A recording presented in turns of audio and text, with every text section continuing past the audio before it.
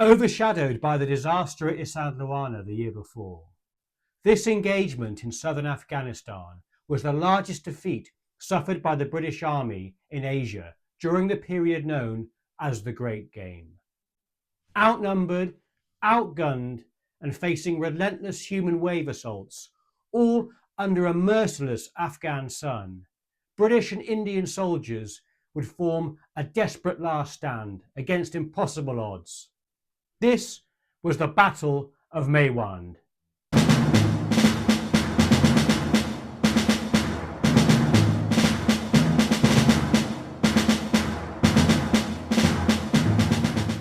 Producing this video has taken a few months of research and trips, so you're going to join me on this journey. In this video, you will see the glamorous and exotic town of Reading in Berkshire, as well as the beautiful cathedral city of Salisbury in Wiltshire, where the Rifles Museum is located, which keeps many artefacts relating to the battle. Why we travel to Reading is simple. This was the hometown of the 66th Foot, whom were decimated at Maiwand. In the wake of the battle, a public subscription by locals raised funds for the Maiwand Lion Monument to be built in Thornbury Gardens, which is near the centre of the town. The monument contains the names of the casualties from the 66th from Maiwand, as well as the wider war. The Battle of Maiwand in 1880 was part of the Second Anglo-Afghan War. For the sake of time, I won't go into the political reasons for the war or the wider conflict in general. What I want to do, and what we'll do in this video, is really focus on the battle itself. That's what I enjoy, seeing it from the soldier's perspective and the tactical nitty-gritty on the ground. Suffice to say, the British were in Afghanistan in 1880 to secure their strategic interests during the Second Anglo-Afghan War, aiming to prevent Russian influence from extending into South Asia, in an era known as the Great Game. The British sought to install Abdur-Rahman Khan as a pro-British ruler in Kabul and to establish Afghanistan as a buffer state between British India and the Russian Empire. Ayub Khan, a rival claimant to the throne and son of the former Emir Sher Ali, opposed this arrangement. From his base in Herat, he gathered a large army, declared himself Emir of Afghanistan and marched east to confront both the British and Afghan supporters of their newly installed perceived puppet ruler. A British garrison under Major General Primrose was stationed in Kandahar to support efforts to stabilise southern Afghanistan after the British invasion. Upon receiving intelligence that Ayub Khan had mobilised his forces and was advancing towards Kandahar and Ghazni, the local political leader, the Wali of Kandahar, pressured Major General Primrose to take action and intercept the rogue force before it could threaten the region. Primrose then appointed Brigadier General George Burrows as leader of a field force, commanding an enhanced brigade of roughly 2,500 British and Indian troops. Their mission was to intercept Ayub Khan's army and stop him before he could reach the city or march further east. Burrows' brigade consisted of the British 66th Foot and the Indian 1st and 30th Bombay Native Infantry, known respectively as the Bombay Grenadiers and Jacob's Rifles. The cavalry would be composed of the 3rd Sindh Horse and the 3rd Bombay Light Cavalry, Indian units. In addition, there was E Battery, Royal Horse Artillery, consisting of 6 guns. After the Cardwell reforms of the 1870s, the 66th Foot Counties Association was Berkshire. Although from the home counties, these chaps weren't southern softies, however. Most of its recruits came from the rural parts of the county or market towns nearby. Before signing on for service, perhaps some of them took a drink in this pub in Reading, which dates back to at least 1828. The Allied Arms is definitely worth visiting if you're coming to Reading. It even has a military theme. Many recruits were agricultural or industrial workers. Being the Victorian Army of that era, there were of course the usual smattering of Irish and other British recruits amongst them. Stationed within the Bombay Presidency and having missed out on the first phase of the war, the 66th were eager to deploy to Afghanistan. The Berkshire men were now old India hands, accustomed to the climate, having been in India since 1871. Like the 24th Regiment at Isandlwana only a year before, the British troops from the 66th Foot were armed with the Martini Henry breechloader rifle. Indian regiments were armed with the older model Snider rifle or carbine for the cavalry. For the forthcoming battle, the 66th, however, would be short 2 companies, which were required for garrison duty, as well as 42 men seconded to man smoothbore artillery guns. These were recently captured from some Afghan mutineers nearby at Greshk, and were now put in use by the force and commanded by artillery officers and NCOs. The 1st Bombay Native Infantry, known as the Bombay Grenadiers, were the senior regiment of the Bombay Presidency, dating back to 1796. This was a mixed regiment of Muslims, Hindus, Sikhs and Christians. There was little love lost between the Afghans and Indians. Many of the Sikhs in this regiment would have had fathers or uncles who fought the Afghans in the old Sikh Empire, and Indians still remembered the last invasion of India by the Afghans only 100 years or so before, where Delhi was sacked. The 3rd and final infantry regiment, the 30th Bombay Native Infantry, were known as Jacob's Rifles. This unit contained a large proportion of younger, newly joined recruits, still fresh out of training. Mainly Muslim, although with some Hindus, the majority of recruits were Baluchi, and always had a troubled history with the mainly Pashto Afghans. Like the European soldiers, these troops were going to equally be strangers in a foreign land. Every Indian regiment was commanded by British officers, in a rough proportion, in the infantry at least, of 7 officers to every 650 or so Indian soldiers. This was an insufficient number for units in which all tactical decisions of significance were taken by the British, and was particularly inadequate for less experienced units. This would play a critical factor in the upcoming battle. The Royal Horse Artillery accompanying the force considered themselves to be an elite, with a reputation for being bold and aggressive, kind of like a Victorian version of the Paras, or dare I say it, the Rough Reg.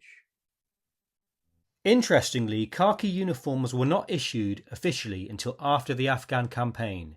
Units would have to dye their white drill uniform with either coffee grounds, curry powder, cold tea or bazaar dyes before arriving in theatre.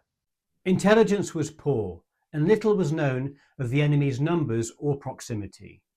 Spies paid by Colonel St. John, who was the political officer, the Victorian equivalent of an intelligence officer, stated that they believed the enemy force was in the vicinity of the village of Maiwand. Burrows decided to anticipate the enemy force by marching on Maiwand. Here he could place his force between the Afghans and their objective, Kandahar itself. When the column arrived near to Maiwand the day before the battle on the 26th, bizarrely, Burrows decided to ignore the suggestions of 3 staff officers to press forward to Maiwand and occupy the local villages in order to be ready in position for the enemy the next day. Instead, he halted and set up camp early. Planning for the following day's action, it was considered unsafe to leave the enormous amount of stores and equipment, even with a guard, in view of the uncertain military situation developing, and Burrows ordered that it would accompany the column in a baggage train, slowing it down. Overnight, a large working party from Jacob's Rifles were selected to wake up at 0100 hours and begin the task of packing the baggage train. The rest of the force rose at 0400 hours, and the exhausting job of packing the baggage train meant that the column's departure was delayed until 0630 hours. The chaotic nature of the morning also meant many soldiers did not eat any breakfast. Francis Naylor of E Battery, Royal Horse Artillery, states, "We had no breakfast and nothing of any sort to eat." A lucky few in the working party got some tea and biscuits, but they were generally the exception rather than the rule. The force, encumbered with the baggage train, consisting of 2,000 camels, numerous other animals and camp followers, began its march on Maiwand. This occurred at 0700 hours, after yet another delay. The rate of march was slow, with Burrows halting the force after 4 miles, to send scouts ahead after receiving false intelligence that the villages at Maiwand were already occupied by Ayub's forces. Since Burrows' brigade arrived in theatre, they had been plagued by poor intelligence. Colonel St. John, who we mentioned before, Burrows' chief intelligence officer or political officer, was criticised heavily by his contemporary officers. One states, "We are all very badly supplied with information. The political department has failed in this as in everything else. This can be the problem with human intelligence. If you're paying sources for information without a clear grading process looking at the reliability of the source and the credibility of the information, then there can be issues. People might be just motivated to provide you with information on what you want to hear or any other thing, as long as they get to earn more money and keep that gravy train going. When the column halted briefly for around half an hour at 0900 hours, it was noted for the Indian regiments only the officers managed to catch up on breakfast. To make matters worse, the long-suffering Jacobs rifles were not allowed to leave their position on the left flank to fill their water bottles. So imagine being up since 1 a.m, doing manual labour on the baggage train, now marching in the hot sun and having no breakfast and unable to fill your water bottle. Oh, and by the way, boys, there's a battle coming. I just want to interrupt here and say if you like what I do and wish to support the channel, aside from subscribing and liking, consider purchasing my book, Clasps of Courage. This book tells the gripping story of the 1854 India General Service Medal, delving into little-known campaigns and scraps associated with this campaign award, including Burma, Persia and the Northwest Frontier. Many regiments and men who fought in the Second Anglo-Afghan War, including Lord Roberts himself, were involved in many of these less famous campaigns and were awarded this medal. The Amazon link is in the channel description. Thanks. Captain Mayne of the 3rd Bombay Cavalry wrote, "Even by 9 in the morning, the heat had become intense. It was to become hotter still, with the temperature reaching over 120 degrees in the shade. We were marching along a wide hot valley, its sandy desert floor cut by dry watercourses and covered with flinty stones and scattered scrub. The shimmering haze, which had already given way to mirages, made it difficult to see clearly for more than about 1,500 yards across the baking ground." Squinting through the haze, British scouts initially underestimated Afghan numbers. Burroughs expected a smaller enemy force, but the actual force was much larger and included regulars, tribal levies and the feared legendary Ghazis. These were fanatical holy warriors. Soon, large numbers of the enemy were spotted crossing ahead of the front of the British force. Seeing the large dust cloud of troops emerging, Burroughs decided to attack the exposed flank of the Afghan army. From now on, there would be no turning back for the British brigade. I'm just going to pause here to look at the battle space. The main village of Maiwand is actually just to the north of the battlefield. Ahead of the British lay the villages of Mundabad and 600 yards further north, the village of Keeg. Just to the west of the villages was a large and deep ravine, or nullah.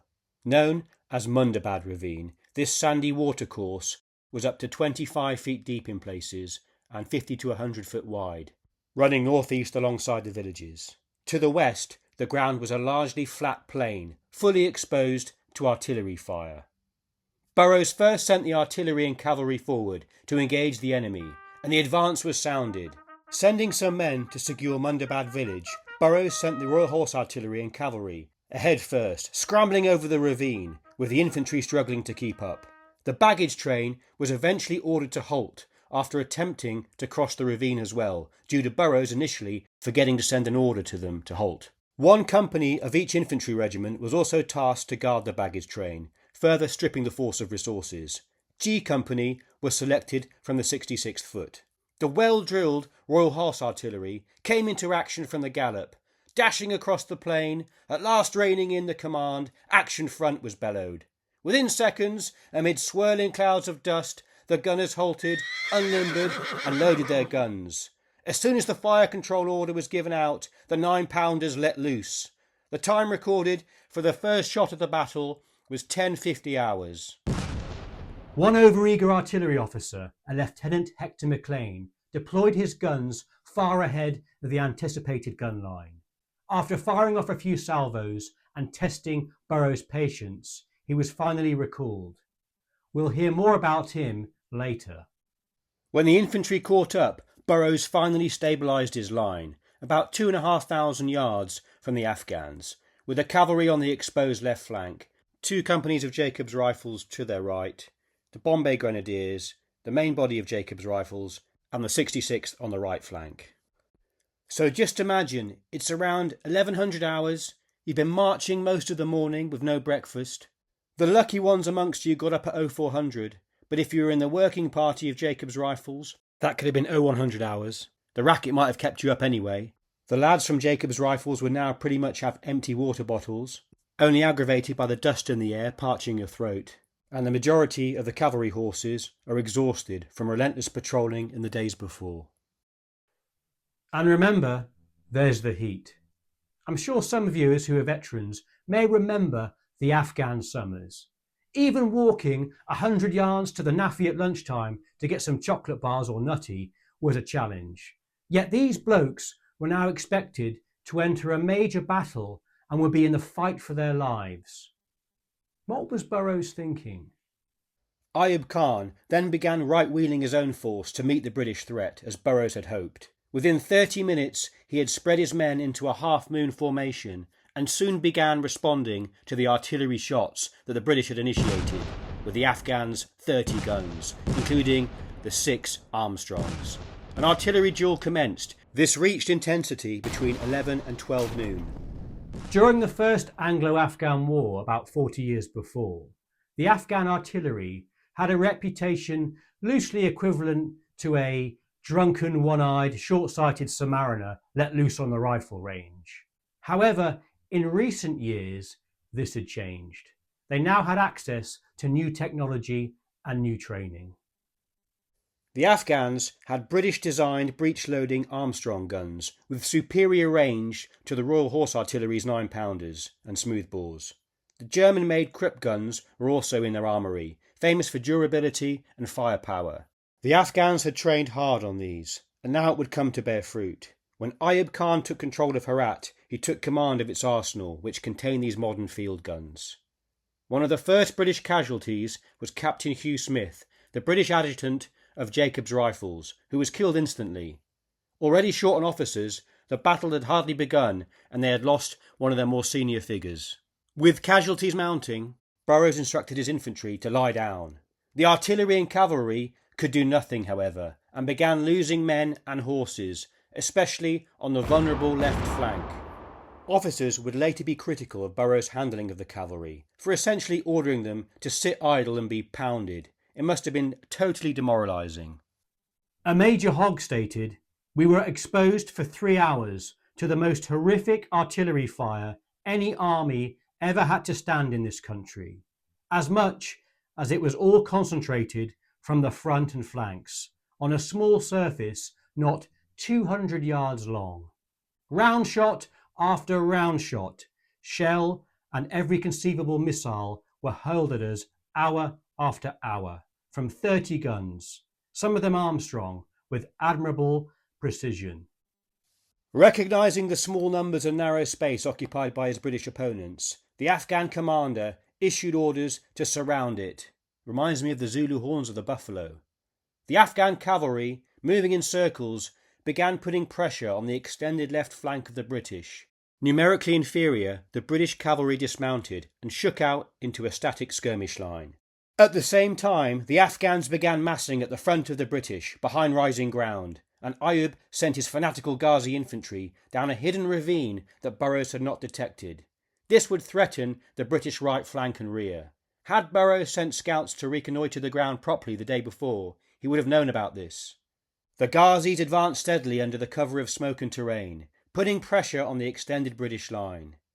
They would work their way down the ravine, trying to get behind the 66th. B and C companies would have to be swung round to face the threat. Other Ghazis infiltrated the village of Keeg and began their own private battle with G Company for control of the village as the wider battle continued. Lieutenant Colonel Mike Snook, in his excellent book Into the Jaws of Death, states, "It was time for Burroughs to recognise that he had bitten off more than he could chew. If he was to fight an enemy force that was so clearly going to overlap his line at both extremities, it was essential that he fall back to some point on the ground where his flanks could be anchored, his infantry could find shelter from artillery fire, and his baggage would be secure." Instead, Burroughs decided to stand fast on the scorching open plain. As the Afghan Ghazis and irregular cavalry worked their way around the British flanks, the Bombay Grenadiers and the 66th Foot began exchanging volley fire with the Afghans in the central position for around 2 hours. Steadily, the superior numbers of the Afghans, especially in artillery, began to tell. On the left flank, the exposed Indian cavalry and 2 detached companies of Jacob's rifles began to suffer badly. On the British right flank, the Afghan gunners used the ravine which ran across their front and round the side of the British to bring up their 9-pounder guns, first to 700 yards, then to 500. Finally, under the cover of these batteries, 2 3-pounder mountain guns were pushed up to about a quarter of a mile from the British line. British troops would be caught in a crossfire. Ghazis would also launch numerous charges against the 66th. The Ghazis now also joined in the fray, launching relentless human wave attacks against the 66th from their much closer positions in the ravine. Many would be literally mown down, but fearlessly others would replace them, flashing their deadly Khyber knives and planting flags as they advanced closer to the British lines. Around this time, according to Afghan legend, there lived in Keeg a young Pashtun woman called Malali. The daughter of a shepherd, both her father and fiancé were in Ayub Khan's army, attacking the British line. She was tending the wounded and providing weapons and water. At this point, the Afghan army began to lose morale, and it seemed as if the British had the upper hand. It's said that she took off her veil and shouted to her fiancé, "Young love, if you do not fall in the Battle of Maiwand, by God, someone is saving you as the symbol of shame." These words gave the Afghan army and Ghazis a new impetus to carry on. At this moment, one of the leading flag bearers was killed, and Malali went forward, took up the flag singing. She was then herself struck and killed by a bullet. For the Afghans, this act of inspirational heroism marked the turning point of the battle. Lieutenant Lonergan, a medical officer attached to the Berkshires, describes the fighting. In some places, the Ghazis would be seen to fall 3 deep, and always those behind would quietly step over them and come on with their gleaming knives. The ground in front of the 66th would soon be covered with hundreds of bodies of the white-robed Ghazis. By 13:30 hours, after about 2.5 hours of fighting, British and Indian units began to run short of ammunition and water. Major Bray stated, "From then on our losses became serious. The condition of the sepoys and their rifles was also deteriorating, with the sepoys in particular exhausted from want of food." Again, remember, they had no breakfast. Regiments had sent beasties or water carriers down to the nullah to fetch water, but the intensity of the fire prevented many of them returning to the troops. Many ammunition carriers were also being struck down. By 1400 hours and hours of use, Martini Henry rifles were being reported as overheating and jamming after continual volley fire. Apparently this had been reported in previous engagements in the Zulu War, such as Rorke's Drift, but nothing had been rectified. Around this same time, the 2 detached companies on the left flank, the most exposed of the infantry, the Jacob's rifles, buckled. All their senior leadership were casualties. Their single British officer, a Lieutenant Cole, was killed early on, and at least 3 Indian officers had also been killed or wounded, and command had fallen on to a single Jemadar. They were exhausted, unnerved by the loss of so many officers. The withdrawal of the smoothbore battery next to them, which was out of ammunition and attempting to find some more, was too much. During an Afghan attack, they broke and fled into the adjacent grenadiers, causing carnage and confusion. This turned the left flank. Panic then spread, and the formation soon turned into a fearful mob, heading towards the 66th rather than the rear. Up until this point, the 66th had remained steady and in command of the situation, despite the enormous numbers of Ghazis and their relentless attacks. However, now, with hundreds of panicked grenadiers and Jacob's rifle soldiers running through their ranks, the 66th line broke. Isolated in small groups, the 66th formed repeated squares to fend off the Ghazis, with fierce hand-to-hand combat occurring as the Afghans got in amongst the soldiers. Burrows tried to rally his troops to no avail, and desperately called on the cavalry commander Nuttall to gather the Sindh Horse and 3rd Cavalry and then charge the enemy, hoping it would buy time for the infantry to regroup.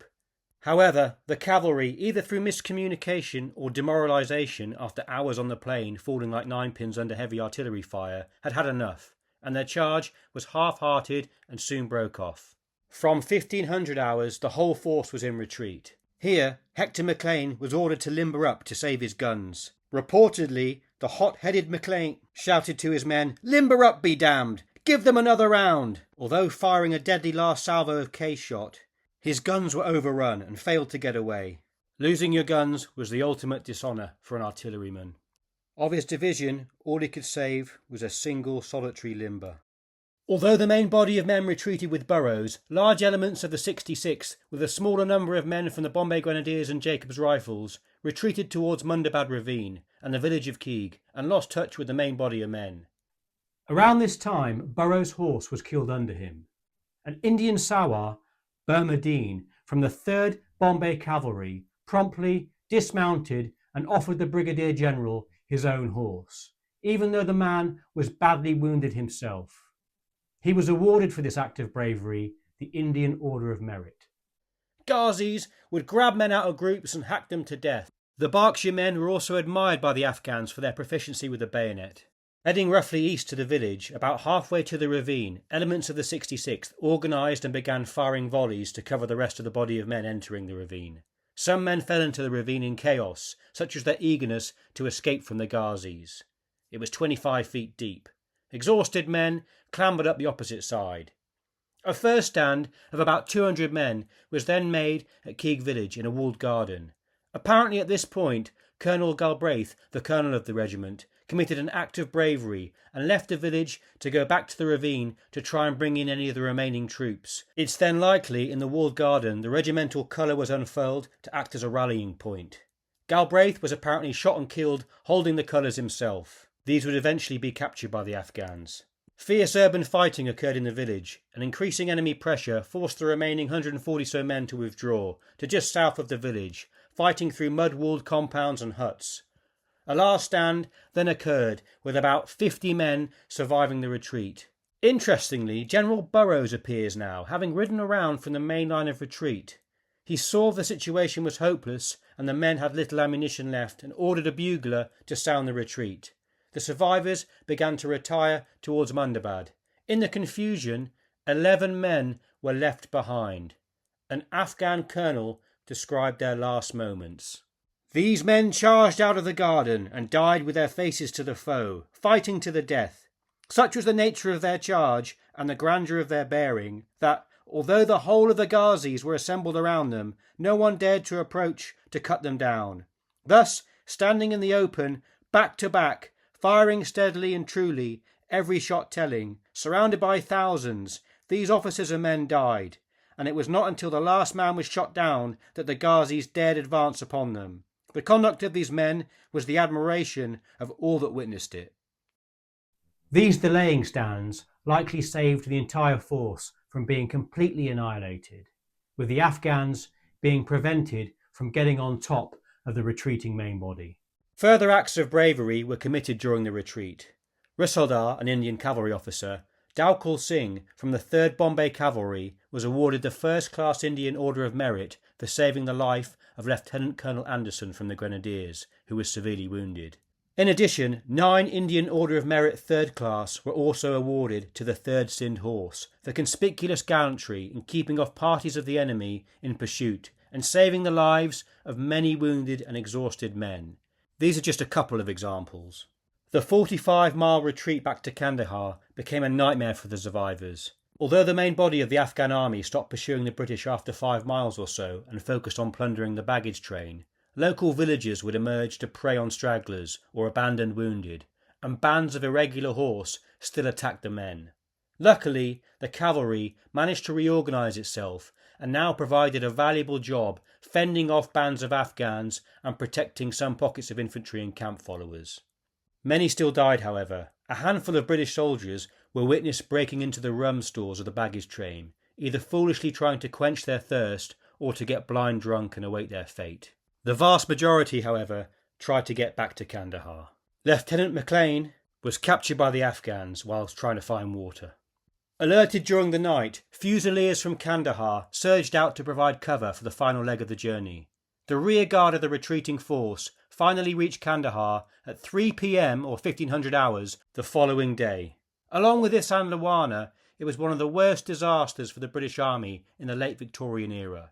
After 2 PR nightmares and nearly a third in the recent First Boer War, Regimental and Queen's colours would never be again carried into battle. The 66th Regiment's colours were never recovered by the British. The battle was so intense it was estimated that the Berkshires alone fired over 97,000 rounds of small arms, and they also reported 255 Martini Henry rifles as missing. Precise casualty figures are still disputed today. It's believed the British lost 950 or so killed. Of the dead, 300 were British and 650 Indian. The 66th lost 286 dead from around 500 men. Over 780 camp followers were also listed as killed or missing. With the Afghans having a reputation for taking few prisoners, the whole British Army only reported 168 wounded. And what of Hector Maclean? Later in the war, he was executed, along with some Indian prisoners, when his Afghan captors thought the British were near. The Afghans also suffered heavily in the battle. It's estimated that about 1,500 Afghan regulars were killed or wounded, and another 3,000 tribesmen or Ghazis ended up as casualties. There was also another four-legged survivor of Maiwand. Bobby, a mongrel dog, which was kept as a pet by a British soldier in the 66th Foot, and who accompanied the regiment on its tour of India and on campaign, survived the battle, apparently being in the thick of the action and even allegedly being sighted in the walled garden. Found injured by a scouting party after the battle, Bobby was formally adopted as a regimental mascot. Queen Victoria even presented the dog with an Afghan campaign medal, although sadly Bobby was later ran over by a carriage and died. Soon the blame game would begin, and scapegoats were sought. Brigadier General Burrows, even though he acted personally very brave, and at points in the battle he was amongst the enemy firing at them with his revolver, his overall leadership was questioned. Initially, Burrows tried to apportion some blame on Hector Maclean for his rashness in overextending the line, but that didn't stick. The military establishment finally blamed the cavalry and its British officers, who were unsuccessfully court-martialed with accusations of cowardice insinuated by Burrows and Nuttall. Their acquittal just made Burrows look foolish. In my opinion, it seems evident that Burrows made a series of strategic and tactical errors. And I know I'm just a bloke in a man cave, so my opinion isn't worth 2 pence, but I'll give you my 2 pence anyway. I've written them down here so I don't miss any out. So number 1, he didn't secure the village of Kig the day before the battle. There, he could have found fortified structures, water and shade.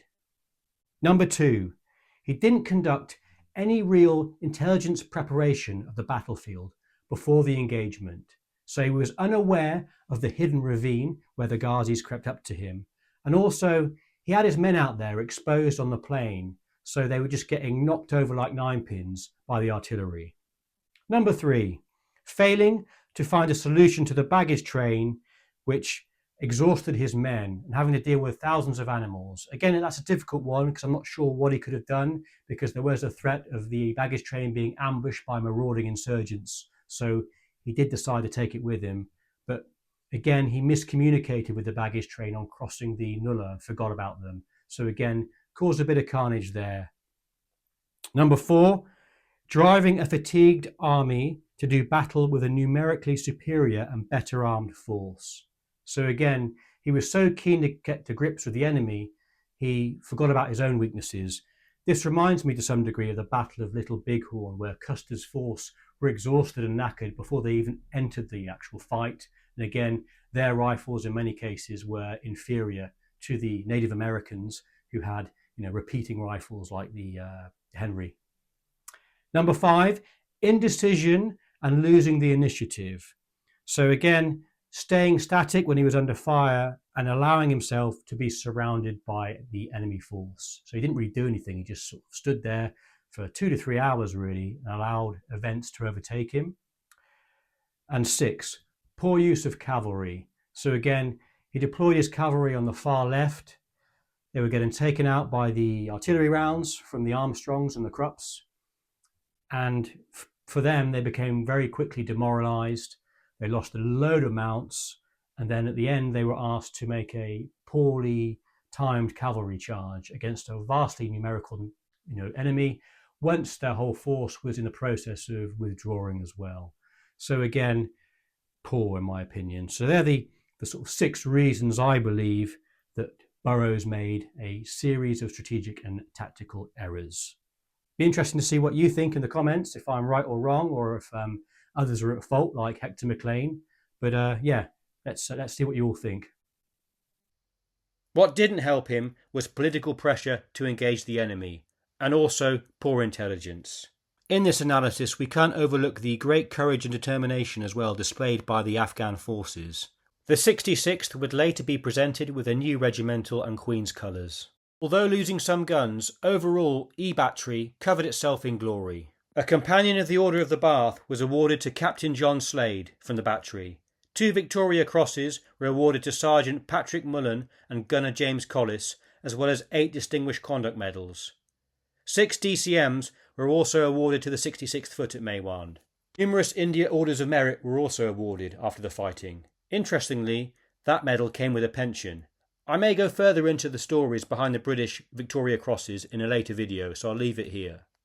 After the battle, the victorious Afghan forces would now continue their advance towards Kandahar, gathering support along the way and finally laying siege to the city. Only the legendary relief force march from Kabul to Kandahar by Lord Roberts would save the garrison and lead to the issuance of another medal to the participants, the Kabul to Kandahar Star.